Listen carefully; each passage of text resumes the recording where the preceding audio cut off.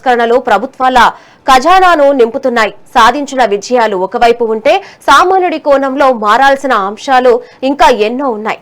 కొన్ని నిత్యావసర వస్తువులపై మినహాయింపులు ఇచ్చి ఊరట కల్పించినప్పటికీ నిత్యం వాడే సబ్బులు, టూత్ పేస్ట్ల దగ్గర నుంచి హోటల్ బిల్లుల వరకు సామాన్యుడి జేబుకు జీఎస్టీ వాత పడుతూనే ఉందన్నది నగ్న సత్యం.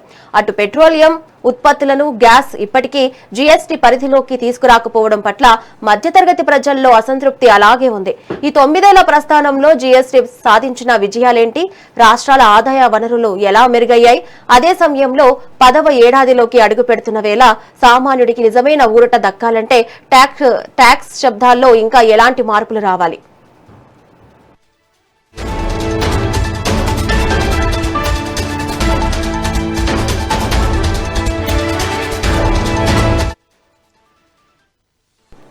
మరి దీనిపై మరింత సమాచారం అందించడానికి మనతో పాటు ఉన్నారు బండారు రామ్మోహన్ రావు గారు. రామ్మోహన్ రావు గారు, నమస్కారం అండి. నమస్తే శ్రావణి, చెప్పండి సార్. జీఎస్టీ అమలు చేసి 9 ఏళ్లు పూర్తయిన తర్వాత దీని ప్రధాన విజయంగా మీరు ఏం చూస్తారు సార్?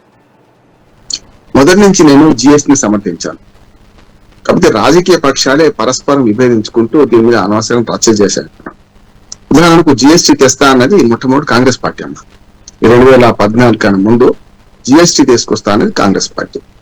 దాన్ని పూర్తిగా వ్యతిరేకించింది బీజేపీ పార్టీ. అప్పుడు మోడీ గారు గుజరాత్ ముఖ్యమంత్రిగా ఉండేవాడు. ఆ గుజరాత్ ముఖ్యమంత్రిగా ఉన్నప్పుడు కూడా ఆయన వ్యతిరేకించాడు.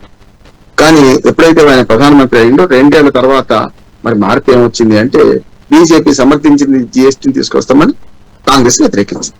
ఇది ఒకటే కాదు, ఆధార్ కార్డు విషయంలో కానీ, రైతు చట్టాల విషయంలో కానీ పరస్పరంగా వాళ్ళ అధికారం ఉన్నప్పుడు ఒక మాట, అధికారం లేనప్పుడు ఒక మాట మాట్లాడు. ఆనాటి నుంచి ఈనాడు దాకా 2017లో మీరు ఎప్పుడైతే ఈ జిఎస్టీ తీసుకొచ్చారో అప్పుడు ప్రణబ్ ముఖర్జీ గారు, నాకు బాగా గుర్తు, ప్రణబ్ ముఖర్జీ గారు రాష్ట్రపతిగా ఉన్నారు. జూలై 1 అర్ధరాత్రి అంటే 30 జూన్ రాత్రి, జూలై 1 తెల్లారి గంటల అది అర్ధరాత్రి దాన్ని ప్రవేశపెట్టారు. అప్పటి నుంచి ట్యాక్స్ విధానం మార్పు వచ్చింది. ఎందుకు జిఎస్టీ అవసరం అని నేను అన్నానంటే, 1 నేషన్ 1 ట్యాక్స్ అనేది నినాదం కావచ్చు, కానీ దేశవ్యాప్తంగా వివిధ రకాల పన్నుల స్లాబ్లు ఉండడం, పన్నుల రకాల డబ్బులు ఉండడం వల్ల దోపిడీ ఎక్కువ ఉండే, అవినీతి ఎక్కువ ఉంటుండే.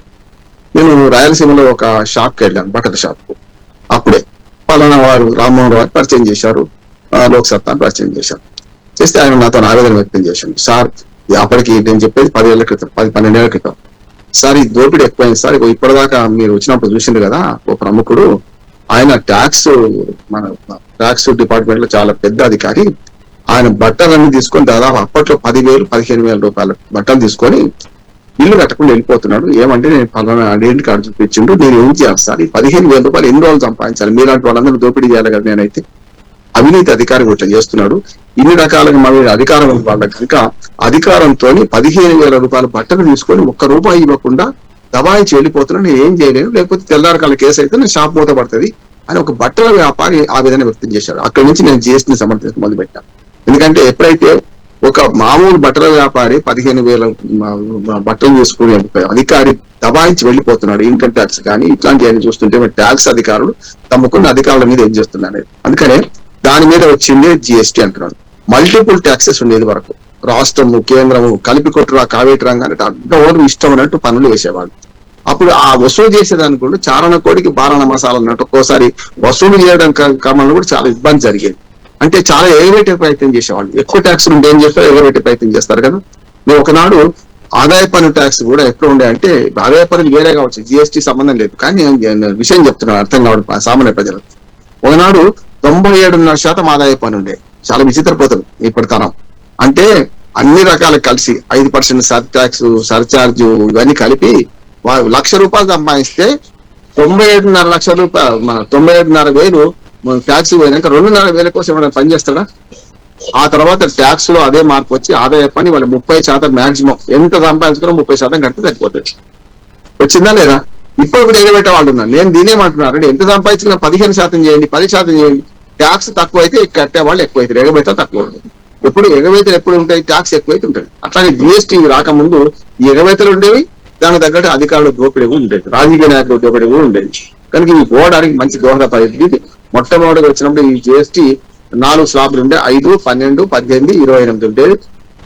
ఇప్పుడేమో మొన్న 2020 సెప్టెంబర్ లో మార్చింది ఏంటంటే దాన్ని 5, 18 మార్చారు. అంటే 28 అన్ని 18 తీసుకొచ్చారు. 12 అన్ని 5 తీసుకొచ్చారు. ఈ 4 స్లాబుల బంధు మొదట్లో ఏర్పడినప్పుడు 4 స్లాబులు ఉండే, దానివల్ల పన్ను ఎగవేత తక్కువైంది, వసూళ్లు కూడా ఎక్కువైంది. చాలా రాష్ట్రాలు దాన్ని అభ్యంతరం పెట్టినాయి. మా ట్యాక్స్ మాకుంటే బాగుంటది, మేము నష్టపోతామంటే దాన్ని కూడా చట్టాలను పెట్టారు. అప్పుడు ఎవరైతే ఏ రాష్ట్రం అయితే అంతకుముందు వచ్చిన పన్నుల కంటే తక్కువ వస్తాయో ఆ నోటును మేము పూడుస్తాం రాష్ట్ర కేంద్రం నుంచి అని చెప్పి మోడీ గారు ఒక సాహసోపేత నిర్ణయం తీసుకున్నారు. వాళ్ళు పార్టీ పరంగా 2014 ముందు వ్యతిరేకించిందే కావచ్చు, కానీ 2014 తర్వాత 17 వచ్చేవరకు మార్పు వచ్చి ఈ స్లాబ్ సిస్టమ్ మంచిదన్నారు, చేశారు. ఇందులో ఒక లోపం నాకు కనపడుతుంది ఏంటంటే, ఇప్పుడు మొన్న మార్చిన తర్వాత ఈ విలాస వస్తువుల మీద 40% ట్యాక్స్ చేస్తున్నారు. మంచిదే కాదంటే సిగరెట్లు వాటన్ని కొన్ని ట్యాక్స్ 40% చేస్తున్నారు. మిగతా మాత్రం స్లాబ్ దక్కియడం వల్ల చాలా వరకు సామాన్యులకు వేరే జరిగింది అంటున్నాను.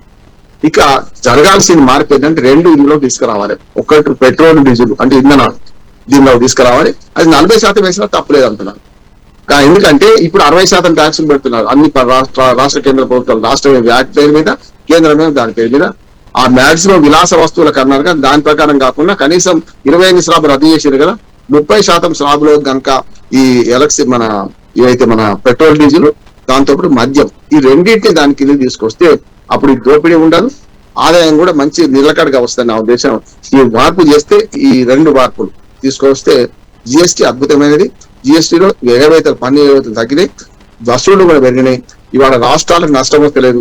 జిఎస్టీలో చిరసగం 50%, 50%. మీరు చూస్తున్నారు కదా, మీకు ఇడ్లీ తిన్నామనుకోండి ఒక హోటల్కి వెళ్ళి, అది 5% ట్యాక్స్ వస్తాయి. 2.5% అటు పక్కన కేంద్రానికి, ఇటు పక్కన రాష్ట్రానికి 2.5% వస్తాయి. ఇంకొక అద్భుతమైన మార్పు వ్యవసాయం చేసింది ఏంటంటే, ఈ మెడికల్ ఇన్సూరెన్స్ మీద మీకు ట్యాక్స్ మొత్తం తీసేసాను. మెడికల్ ఇన్సూరెన్స్ మీద మాకు జిఎస్టీ లేదు. అది చాలా మంచిది అంటున్నాను. వృద్ధులకు, ముఖ్యంగా మన పేద ప్రజలకు మన మెడికల్ ఇన్సూరెన్స్ చేసుకోవడానికి మంచి అవకాశం ఇచ్చారు. ఈ 3 మార్పులు మంచి అంటున్నాను. చేయాల్సిన మార్పులు 2. ఒకటి ఇంధనం మీద, 2 మన మద్యం మీద. ఇది జిఎస్టీ పరిధిలోకి తీసుకురావాలని కోరుతున్నాను. సార్ రామ్మోహన్ రావు గారు, అయితే ఇప్పటికీ పెట్రోల్, డీజిల్ గ్యాస్లను జిఎస్టీ పరిధిలోకి తీసుకురాకపోవడానికి అంటే ఏం కారణం ఉందంటారా? అలాగే మధ్యతరగతి ప్రజలపై జిఎస్టీ భారం తగ్గిందా లేక ఇంకా పెరిగిందంటారా? నేను చెప్పిన సంస్కరణల వల్ల మధ్యతరం భారం తగ్గిందమ్మా. ఎందుకంటే 2025 కన్నా ముందు 5, 12, 18, 28 ఉంటాయి కదా, చాలా వరకు 18లో ఎక్కువ ఉండేవి, 25లో తక్కువ ఉండేవి, 5, 12 చాలా తక్కువ ఉండేవి. కానీ ఇప్పుడు ఏం చేశారంటే 12% తీసేసి 28, 18 తీసుకొచ్చారు. 12 బాపతి అన్ని 5 తీసుకొచ్చారు. కానీ భారం తగ్గింది అంటున్నారు. దానివల్ల చూడండి, మీరు కార్ల రేటు తక్కువైంది, సెల్ ఫోన్ల రేటు తక్కువైంది. ఈ సంవత్సరంలో ఈ 12 నుంచి 5% తీసుకొచ్చిన బాపత్తో చాలా మధ్యతరగతి ఊరట కలిగింది అంటున్నాను నేను. అది ఫలితం ప్రజలకు వస్తుందా రాదా అన్నప్పుడు ప్రజలకు తెచ్చుకోవాల్సి వస్తుంది. కాకపోతే సంధికాలంలో కొంత నష్టం జరిగింది.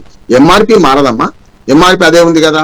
ఎట్లా తక్కువైంది అంటే ట్యాక్స్ లేదు, ఎంఆర్పి మీద ట్యాక్స్ తక్కువ అవుతుంది కదా. 12% వాళ్ళు 5% పడుతుంది కదా. మొన్నటి దాకా 100కి 12 రూపాయలు కట్టినాడు, 100కి 5 రూపాయలు కడితే తగ్గినట్ట కాదా? దీనిలో ప్రతిపక్షాలు కూడా చాలా నాటకాలు ఆడినాయి, తప్పు అంటున్నాను. రెండోది, మద్యము వీటిని ఎందుకు తీసుకురాలేకపోతున్నారు అంటే దీన్ని దోపిడీ ఎక్కువ ఉన్నది కనుక రాష్ట్రాలు దిగి వస్తలేవు, కేంద్రం దిగి వస్తలేదు. కేంద్రం రెడీ అన్నా కూడా రాష్ట్రాలు దిగి వస్తలేవు. ఇప్పటికీ 36 జిఎస్టీ సమావేశాలు జరిగితే నిర్మలా సీతారామన్ దాదాపు 10 సమావేశాల నుంచి అంటుంది ఏంటంటే, మీరు మద్యాన్ని, డీజిల్, పెట్రోల్ ను దీని కింద తీసుకొస్తామంటే ఏ రాష్ట్రం ఒప్పుకుంటలేదు, ఇంక్లూడింగ్ బీజేపీ రాష్ట్రం, వాళ్ళ రాష్ట్రాలు కూడా. ఎందుకంటే వాళ్ళకు ఇప్పుడు ఈ వ్యాట్ అనే పేరు మీద ఈ మన మద్యం మీద వ్యాట్ వేస్తున్నారు, ఎక్సైజ్ డ్యూటీ వేస్తున్నారు. దానివల్ల రాష్ట్రాలకు ఎక్కువ ఆదా. అంతేందుకు దీని మీద కూడా వ్యాట్ ట్యాక్స్ పెట్రోల్, డీజిల్ మీద కూడా వేస్తున్నారు. అసలు నిజంగా చెప్పాలంటే 118 రూపాయలు, 120 రూపాయలు ఉంది కదా మన తెలుగు రాష్ట్రాల్లో డీజిల్, పెట్రోల్. అది 60 రూపాయలకి అమ్మవచ్చు. ఎట్లా? ఒకవేళ 30% కనుక ట్యాక్స్ చేస్తే, అంటే జిఎస్టీ పరిధిలో తీసుకొస్తే 60 నుంచి 70 రూపాయలకి అమ్మవచ్చు అంటున్నాడు. ఇప్పుడు ఉన్న 120లో 60 రూపాయలు కేంద్ర రాష్ట్ర ప్రభుత్వాలు ట్యాక్స్లే ఉన్నాయంటున్నాడు. ఇప్పుడు కనుక ఆటోమేటిక్ గా తక్కువ అవుతుంది కదా. 89 రూపాయలకు ట్యాక్సులతో సహా వస్తాయి 30% వేసినా కూడా. అందుకనే రాష్ట్రాలు వ్యతిరేకిస్తున్నాయి. కానీ రాష్ట్రాలు వ్యతిరేకిస్తున్న పేరు మీద కేంద్రం కూడా ఏం తప్పు చేస్తుంది అంటే, జిఎస్టీ పరిధిలోకి తీసుకొస్తే బీజేపీ రాష్ట్రాలు ఒప్పుకుంటే కదా, బీజేపీ రాష్ట్రాలు ఎట్లయినా ఒప్పుకుంటే కానీ ఇప్పటికీ బీజేపీ కొన్ని రాష్ట్రాలలో మనకంటే 10 నుంచి 15 రూపాయలు డీజిల్ తక్కువ, పెట్రోల్ తక్కువ ఉన్నాయి. అంతేందుకు కేంద్ర పాలిత ప్రాంతాలలో కూడా మనకంటే 10-15 రూపాయలు తక్కువ ఉన్నాయి. మన ఉదాహరణకు తెలుగు వారికి బాగా అనుభవం చెప్పాలంటే, యానాం ఉంది మనకు, ఏది పుదుచ్చేరి రాష్ట్రంలో ఉంటుంది. యానాం తూర్పుగోదావరి జిల్లా లో భాగంగా ఉన్నది, ఆల్మోస్ట్ దానికి దగ్గరగా ఉంటుంది, దానికి కలిపినట్టే ఉంటుంది. కాబట్టి వేరే రాష్ట్రం కింద అక్కడ మరి మన పెట్రోల్, డీజిల్ మనకన్నా 15 రూపాయలు కదా. కర్ణాటకలో బీజేపీ ప్రభుత్వం ఉన్నప్పుడు మిగతా రాష్ట్రాల కంటే 10 రూపాయలు తగ్గింది. చాలా బీజేపీ ప్రాంతాల్లో బీజేపీ రాష్ట్రాల్లో, పాలిత రాష్ట్రాల్లో ఈ వ్యాట్ తీసేసి తక్కువ చేసి మన రాష్ట్ర ప్రభుత్వం రాయితీ ఇచ్చింది. మన తెలుగు రాష్ట్రాల్లో 120 దాకా పోయింది, కానీ ఇప్పటికీ ఢిల్లీలో 100 రూపాయలు మొన్న దాటింది, మనం పెంచినట్టు దాటింది. అంతకుముందు 100 రూపాయలు ఉండే. కనుక ఈ డీజిల్ పెట్రోల్ ను తీసుకురాకపోవడానికి ప్రధానంగా రాష్ట్రాలు కారణం. కానీ కేంద్రం రాష్ట్రాల మీద నెపం మోపుతూ తను కూడా చేయడం లేదు. ఏవైతే బీజేపీ పాలిత రాష్ట్రాలు ఎక్కువ ఉన్నాయి కనుక 21 రాష్ట్రాల్లో వాటి పరిపాలన మన ఎన్డీఏ గవర్నమెంట్ కనుక పరోక్షంగా ప్రత్యక్షంగా అంటే కూటమి లేకపోతే సొంతంగా ఉన్నారు కనుక వాళ్ళు ఇప్పుడు తలుచుకుంటే ఈ రెండింటి మన జిఎస్టీ పరిధిలోకి తీసుకురావచ్చు. అది కావాలనే ఓ రకంగా చెప్పండి రాష్ట్రాలు కేంద్రం కలిసి దోచుకుంటున్నాయి కనుక తీసుకురావడం అనేది నా అభిప్రాయం. చిన్న మధ్య తరహా వ్యాపారులకు జిఎస్టీ ఇప్పటికీ భారంగానే ఉందంటారా సార్? చాలా మందికి ఇది అపోహ అంటున్నారు. ఇప్పుడు 12 నుంచి 5% చేసినాక భారం ఏంటని చెప్పండి. ఏమంటున్నా అంటే తాగేవాడ కడితే తాళ్ల పన్ను అంటున్నాను. మొన్నటిదాకా 12% ఉన్న పన్నులన్నీ కలిసి 5% వచ్చినప్పుడు భారం ఎట్లయితే చెప్పండి. తగ్గిందా పెరిగిందా? ప్రతిపక్షాలు ఆరోపణలు చేస్తుంటే వాళ్ళు వస్తే ఇంతకన్నా వేస్తారు. అది కూడా చెప్తున్నాను నేను బీజేపీ ప్రభుత్వం సమర్థించడం కాదు. మొన్నటిదాకా ఉన్న 5, 12, 18, 28లో ఆ 28 ట్యాక్సులన్నీ 18 కుదించి 12 అన్ని 5 చేస్తే అది లాభమైందా నష్టమైందా? అందుకని ఏమంటున్నా అంటే ఇది కేవలం అపోహ మాత్రం సృష్టిస్తున్నారు. తప్పు. జిఎస్టీ సరి ఉంది. జిఎస్టీ అమల్లో కొన్ని లోపాలు ఉన్నాయి. ఏం లోపాలు అంటే ఇప్పటికి కూడా ఈ స్లాబులు తగ్గించారు, కానీ ఏవైతే స్లాబ్ లోకి తీసుకురావాలో వాటి మద్యము అట్లా పెట్రోల్ డీజిల్ తీసుకురాలేదు. అవి దోపిడీ అంటున్నారు. అక్కడ దోపిడీ చేస్తున్నారు. విలాస వస్తువుల మీద అంటారా? తప్పే కదా, మన మంచిదే కదా. సిగరెట్లు వీటి మీద ఈ 18% ఉండాలా? కాదు కదా. అటువంటి వాటి పెంచాల్సిన అవసరం ఉంది. అవసరం లేకుండా వాడకుండా చేయాలి ట్యాక్సులు వేస్తే. కనుక ఇప్పటికైతే జిఎస్టీ విధానంలో 9 ఏళ్ళు దాటి 10 సంవత్సరాలకు అడుగు పెడుతున్నాం. ఆదాయం కూడా ఫిక్స్ గా పెరుగుతున్నది. తక్కువగా 2.5 లక్షల రూపాయల దాకా మన రాష్ట్రంలో ఆదాయం వస్తుంది. 1,00,000 కోట్ల రూపాయలు దీనికి వస్తున్నట్టే కదా ఉభయ తెలుగు రాష్ట్రాలు చూసుకుంటే. అందుకని నేను ఏమంటున్నానంటే పూర్తి స్థాయిలో జిఎస్టీని సమర్థిస్తున్నాను. జిఎస్టీలకు ఈ 2 రావాలని కోరుకుంటున్నాను. మధ్య తరగతికి ఎలాంటి నష్టం లేదు. వేరే ట్యాక్సులు ఉంటే నష్టమయ్యేది, బిల్లులు ఇవ్వకపోయేవాడు. ఇప్పుడు డైరెక్ట్ బిల్లు ఇస్తున్నారు కానీ హోటల్కి వెళ్ళి నుంచి ముందు పెడితే ఏ వస్తువు కొన్నా, ఓ సెల్ ఫోన్ కొన్నా, ఏ వస్తువు వాళ్ళ కళ్ళద్దాలు కొన్నా, బొట్టు బిళ్ళ కొన్నా దాని మీద ట్యాక్స్ పడుతుంది. ఆ ట్యాక్స్ ప్రత్యక్షంగా తెలుస్తుంది మనకు జిఎస్టీ రావడం వల్ల. అంతకుముందు తెలియకపోయేది. వస్తు సేవల పన్ను చట్టం రాకముందు చాలా మల్టిపుల్ ట్యాక్సెస్ ఉంటాయి. అంటే 4-5 ట్యాక్సులు రకరకాలుగా ఉంటాయి. అవి మనకి ఏదో లేకపోతే ఏం చేసేవాళ్ళం, ఆ ట్యాక్స్ వాడు వసూలు చేసుకుంటాడు, వాడు కట్టడం కూడా తెలియకపోయేది. ఇప్పటికి కూడా జిఎస్టీ ఎగవేతదారులు ఉన్నారు, వాళ్ళని పట్టుకోవాల్సిన అవసరం ఉంది. వాళ్ళ మన రొటేషన్ డబ్బులు రొటేషన్ ఏది ఉందో దానికి రాకుండా చూసుకుంటున్నారు. కానీ వాళ్ళంతకంటే వ్యాపారం చేస్తున్నారు, ఎక్కువ వ్యాపారం చేస్తున్నారు. దాన్ని పట్టుకోవాల్సిన అవసరం ఉంది. జిఎస్టీ ఎగవేతదారుల మీద తగిన చర్యలు తీసుకోవాలి. డబ్బులు ప్రజలే పోతున్నాయి కానీ ప్రభుత్వానికి చేరుతలేదు. ఆ చేరే క్రమంలో జిఎస్టీ ఎగవేతదారుల మీద చాలా పెద్ద చర్య తీసుకోవాల్సిన అవసరం ఉంది. ఇందులో అధికారులు, లంచగొండలు అధికారులు వీళ్ళందరూ కూడా కొంత గోల్మాల్ చేస్తున్నారు. ప్రభుత్వం చేయాల్సిన పని ఏంటంటే ఎక్కడ లీకేజెస్ ఉన్నాయో అవి పట్టుకోవాలి. ప్రజలకు ఏమీ నష్టం లేదు దీనివల్ల అంటున్నాను. సార్, అయితే నిత్యావసర వస్తువులపై ఉన్న పన్ను స్లాబులు సామాన్యుడికి ఎంతవరకు న్యాయం చేస్తున్నాయి సార్? లేదమ్మా, 12% ఉన్నాయి. నిత్యావసర మొత్తం 5% తగ్గింది. న్యాయమా కాదా? అన్యాయమా చెప్పండి. మొన్నదాకా 12% ఉండే పప్పు దినుసుల మీద, నూనె గింజల మీద. మరి 5% తీసుకొచ్చారు కదా. న్యాయం జరిగిందా, అన్యాయం జరిగిందా? అట్లానే మొన్నదాకా 25% ఉన్న చాలా వస్తువులు అన్ని 18 తగ్గించారు. అది న్యాయం చేసినట్ట, అన్యాయం చేసినట్ట?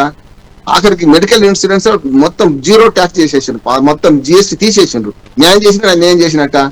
అందుకనే సామాన్య ప్రజలకు కూడా అర్థం కావాలి ఇదంతా. లేకపోతే ఈ ప్రతిపక్షాలు వాళ్ళ మీద చేస్తారు, వాళ్ళ మీద చేస్తున్న ఆరోపణలు అది కాదు కదా. నేను ఈ 3 క్లియర్ గా చెప్తున్నా, రాజకీయం పక్కన పెట్టి చెప్తున్నాను.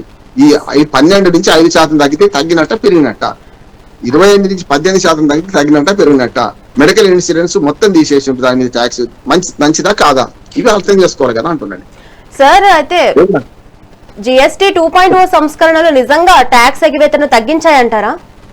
ఖచ్చితంగా తగ్గినాయి. 36 స్లాబ్ చెప్తున్నాం కదా, మా ఉదాహరణతో చెప్తున్నాం కదా. 4 స్లాబులలో 2 చేసిండ్రు, 28, 18 చేసిండ్రు, 12, 5 చేసిండ్రు. మరి అటువంటి తగ్గినాయా కాలేదా?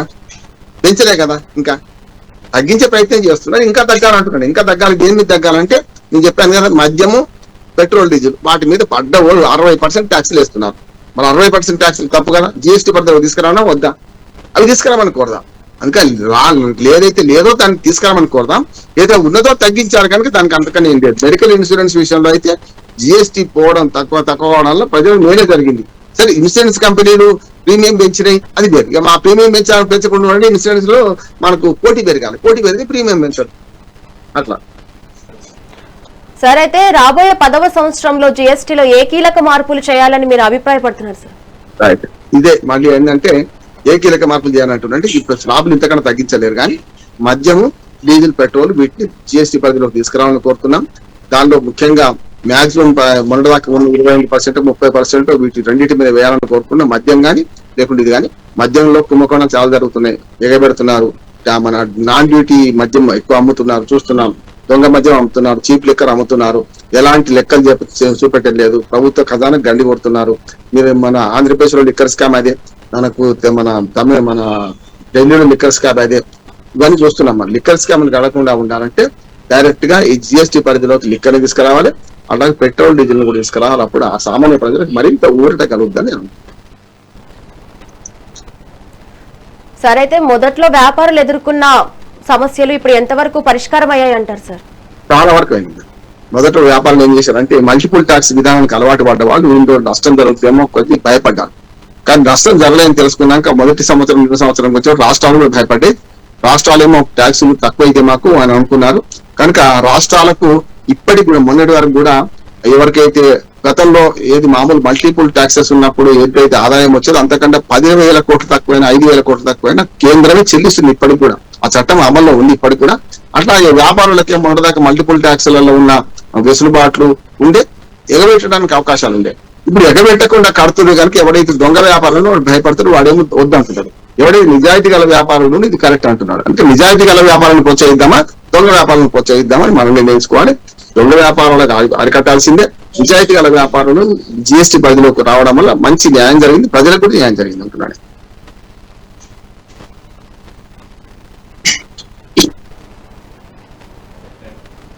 ఓకే సార్, మంచి సమాచారాన్ని, మంచి విశ్లేషణని అందించారు. Thank you so much Rammohan Rao గారు. నమస్తే.